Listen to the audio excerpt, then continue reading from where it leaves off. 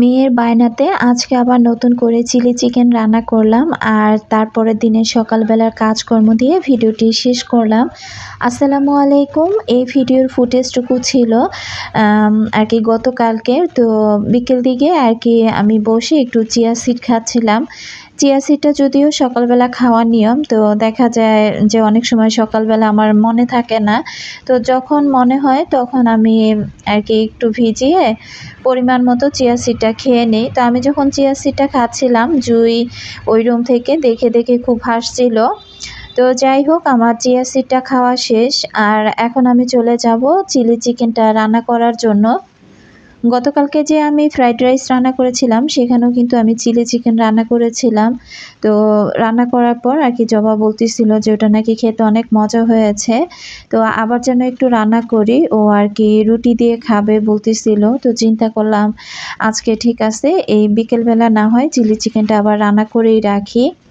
যতটুকু রান্না করেছিলাম মোটামুটি সেটা অল্প পরিমাণে কিছুটা রয়েছিল। তো ওটা আর কি পরবর্তীতে খাওয়া হয়ে যাবে। এই কারণে ভাবলাম যে আরেকটু না হয় রান্না করে ফেলি। তো এদিকে আর কি লবণটা ফুরিয়ে গিয়েছিল। তো এদিক থেকে আমি লবণটা আর কি রিফিল করে নিচ্ছি। যেদিন চিলি চিকেনটা বিকেলবেলা রান্না করেছিলাম এবং তারপরের দিন সকালে নাস্তা করার পর কিচেনের কিছু কাজ ছিল, সেগুলো পর্যন্তই আজকের ভিডিওটা আমি রেখেছি। তো ভিডিওর শুরুতে তো আসলে বরাবরের মতো আজকে আর জিজ্ঞাসা করা হয়নি যে আমার প্রিয় আপু, ভাইয়া, আঙ্কেল, আন্টিরা সবাই কেমন আছেন।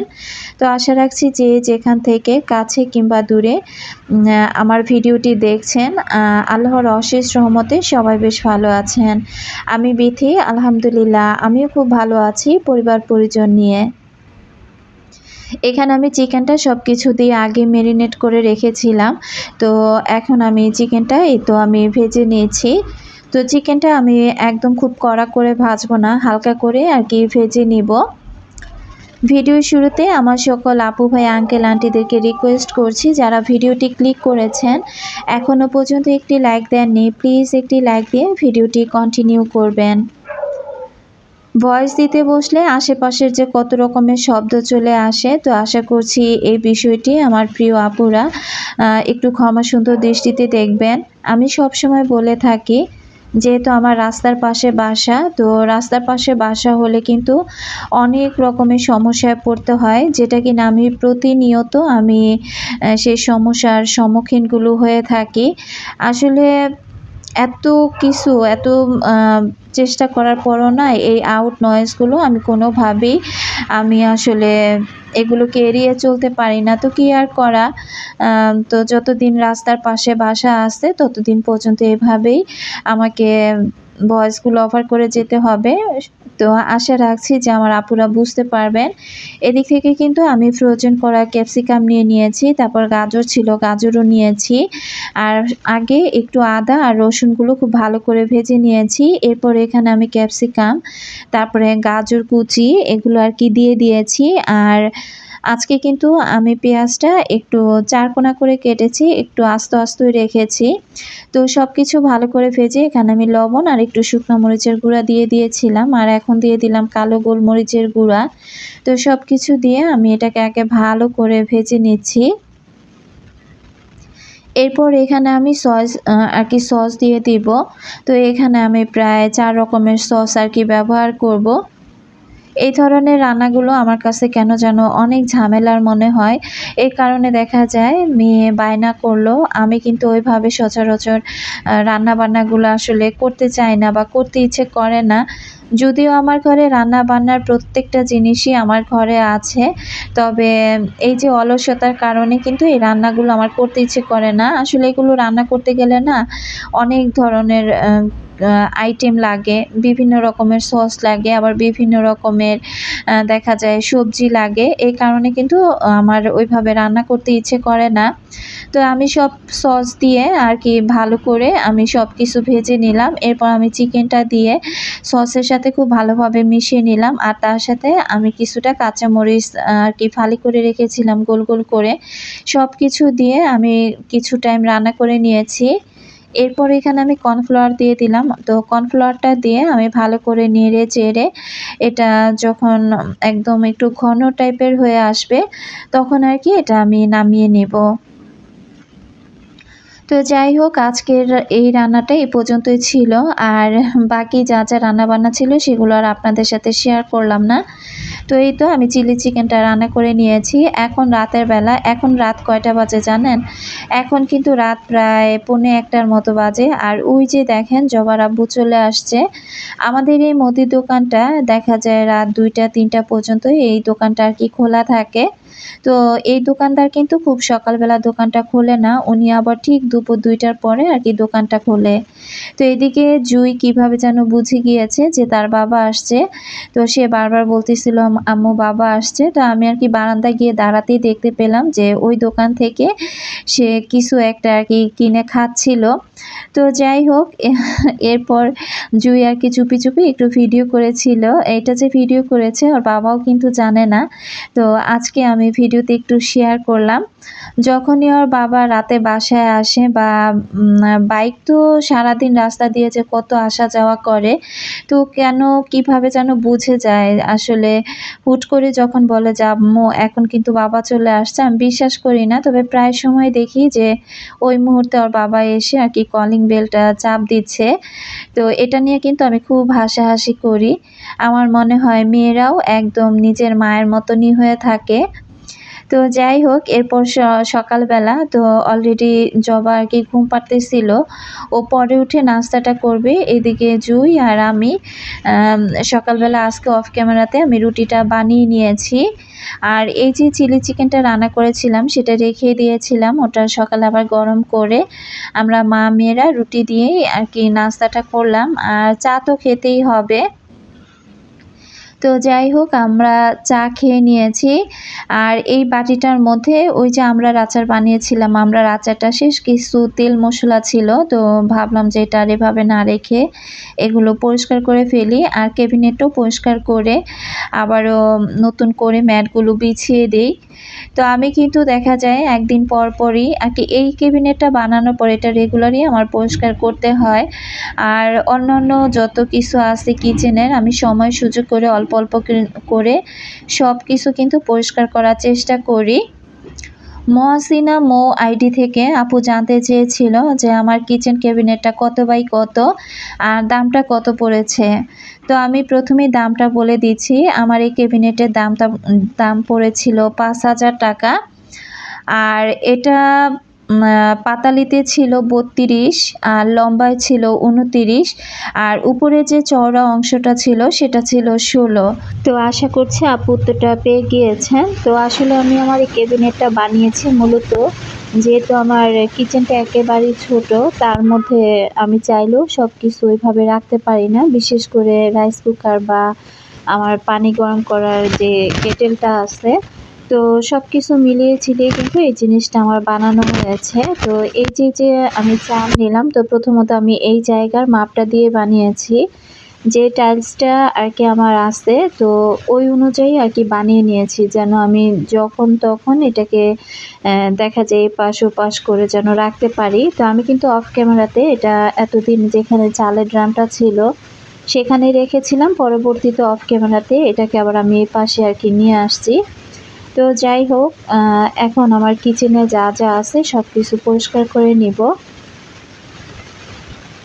তো এই যে আমার বড় কিচেন ক্যাবিনেটটা দেখতে পাচ্ছেন, তো ওই ছোটটা বানানোর পর আমার মনে হচ্ছিল যে ওটার মাপে যদি আমি এইটাকেও বানিয়ে নিতে পারতাম তাহলে কিন্তু এইখানে আমি অনেক কিছু সুন্দর করে অর্গানাইজ করতে পারতাম।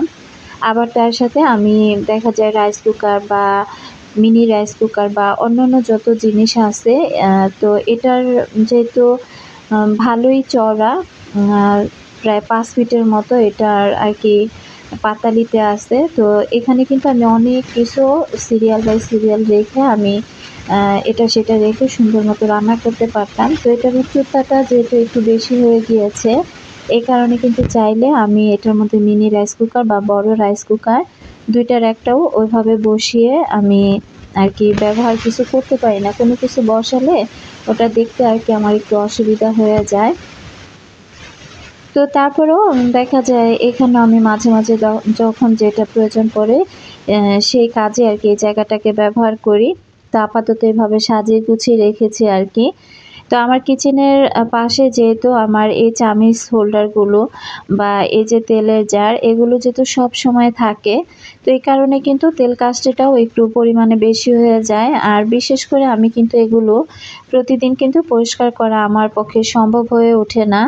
তো এই কারণে আরকি আমি উম আজকে চিন্তা করলাম যেহেতু আজকে অন্য কোনো কাজ আর তেমন একটা নাই। তো দেখা যায় যে আমাদের মেয়েদের কিন্তু একটু সময় সুযোগ করেই সব কাজ ওইভাবে গুছিয়ে বা পরিপাটি করে নিতে পারি চাইলে। তো চামচ হোল্ডারগুলো যেহেতু হালকা পরিমাণে দেখলাম যে উপরে একটু তেল কাস্টে ভাব এসেছে। এই কারণে কিন্তু আমি রুমালটা ভালো করে ধুয়ে এরপর আমি এগুলো একদম ভালো করে রুমালটা চিপড়ে তারপর উপর থেকে আমি যে আলগা যে ধুলাবালি বা তেল কাস্টেটা পড়েছে ওগুলো কিন্তু পরিষ্কার করে নিচ্ছি। তো কিচেনে তো কম বেশি অনেক জিনিসই আছে। এগুলো তো আর প্রতিদিন ওইভাবে পরিষ্কার করা সম্ভব হয় না। যেহেতু সংসারে কাজকর্ম সবই কম বেশি করা লাগে। তো যখন দেখি যে না আজকে একটু হাতে সময় আছে সেদিন নিজের সময় বা সুবিধা অনুযায়ী এই কাজগুলো কিন্তু আমি ওইভাবে করে ফেলি। একসাথে তো আর এত কাজ করা সম্ভব হয়ে ওঠে না। তো এখানে এই যে দেখেন আমার যে নাইফ বা সিজার গুলো ছিল এগুলো আমি সরিয়ে সবকিছু কিন্তু এই যে ভালো করে চামচের হোল্ডারটা পরিষ্কার করে নিচ্ছি।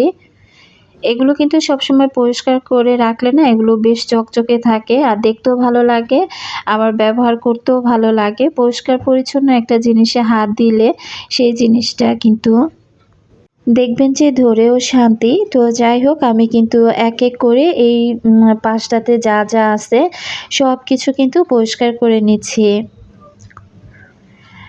তো আমাকে কিন্তু একজন আপু প্রশ্ন করেছিল যে, "আপু আ তোমার বাসায় ওয়াশরুম কয়টা?" তো আসলে আপুর নামটা আমি এই মুহূর্তে ভুলে গিয়েছি। তো আমি যদিও কমেন্ট বক্সে রিপ্লাইটা দিয়ে দিয়েছি। তারপরেও বলে দিচ্ছি আমার এই বাসায় ওয়াশরুম কিন্তু ২ টা। তো আপু যদি ভিডিওটি দেখে থাকেন তাহলে আশা করছি উত্তরটা পেয়ে গিয়েছেন। এদিক থেকে তেলের জারটাও মোটামুটি দেখলাম যে ভালোই ময়লা হয়েছে। তো এটাকে এখন আর পুরোপুরিভাবে ডিপ ক্লিন করতে গেলে দেখা যায় তেল আগে শেষ করতে হবে। তো আপাতত আমি এভাবে আরকি পরিষ্কার করে নিচ্ছি। আর দেখেন টিস্যু দিয়ে রাখার কারণে বক্সের নিচের অংশটা কিন্তু ওইভাবে তেল কাস্টে হয় নাই। তো আমি বক্সটাও আরকি ধুয়ে ফেলবো। তো এই যে আজকে যা কাজ করছি, তো এই কাজের পর কিন্তু দুপুরে রান্না-বান্নাও করেছি। তবে রান্না-বান্নার অংশটা আজকের এই ভিডিওতে আমি আর শেয়ার করব না। সেটা আগামীকালকের ভিডিওতে ইনশাআল্লাহ যদি বেঁচে থাকি তাহলে আপনাদের সাথে শেয়ার করব।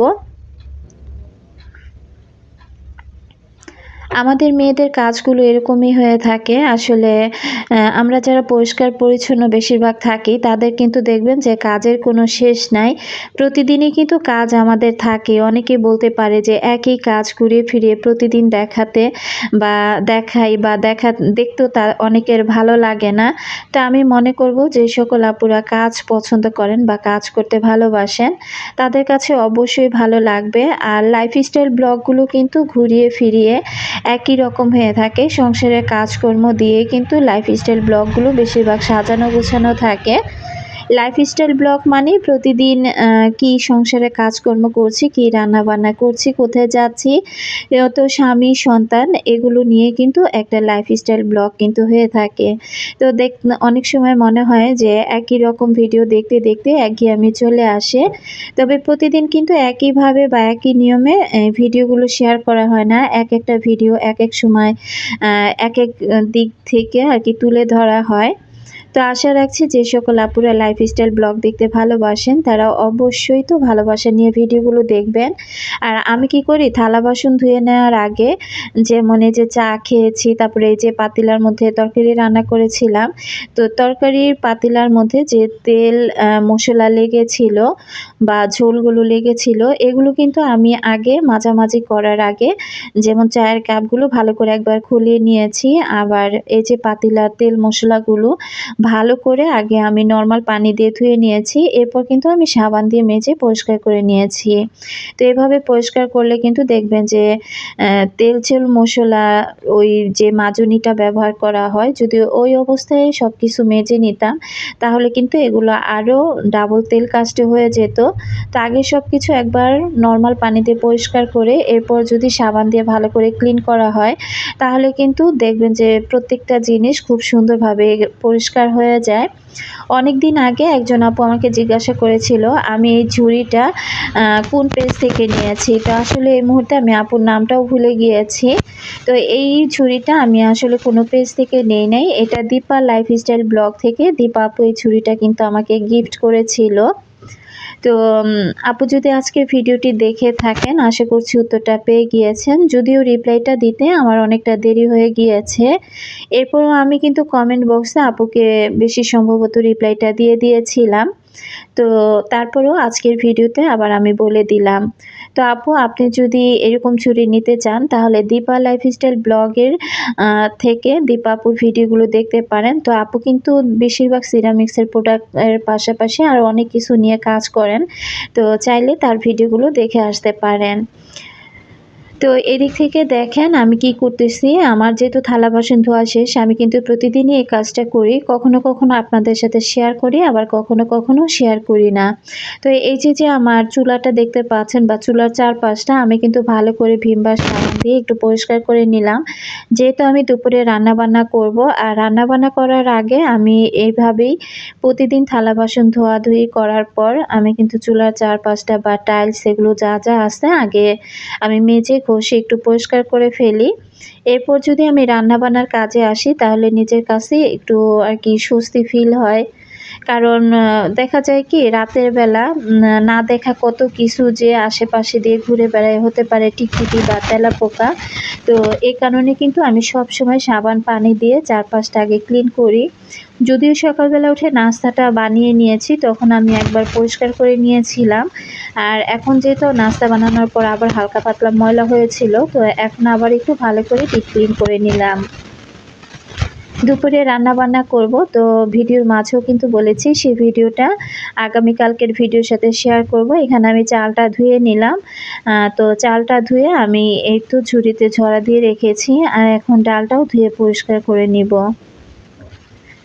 গতকালকের ভিডিওতে পিঠা বানিয়েছিলাম সেখানে অনেক ভালোবাসার আপুরা অনেক সুন্দর সুন্দর কমেন্ট করেছেন। অনেক আপুরা বলেছিলেন, বিশেষ করে জ্যোৎস্না আপু বলেছিল যে আপু এই পিঠাটা তুমি যদি চাল ভিজিয়ে তারপর চাল ব্লেন্ড করে ভাত দিয়ে তুমি ব্লেন্ড করে যদি পিঠাটা বানাও তাহলে খুব সুন্দর হবে। এস ইসলাম আইডি থেকে আপু কমেন্ট করেছিল যে আপু এভাবে একদিন পিঠাটা বানিয়েছিল, তবে প্রথমত ভালো হয় নাই, পরে আতপ চাল আর কি ব্লেন্ড করে তারপর আর কি পিঠাটা বানিয়েছিল, এরপর নাকি পিঠাটা ভালো হয়েছিল। তো পরবর্তীতে আবার কমেন্ট করবো। আজকের মতো বিদায়।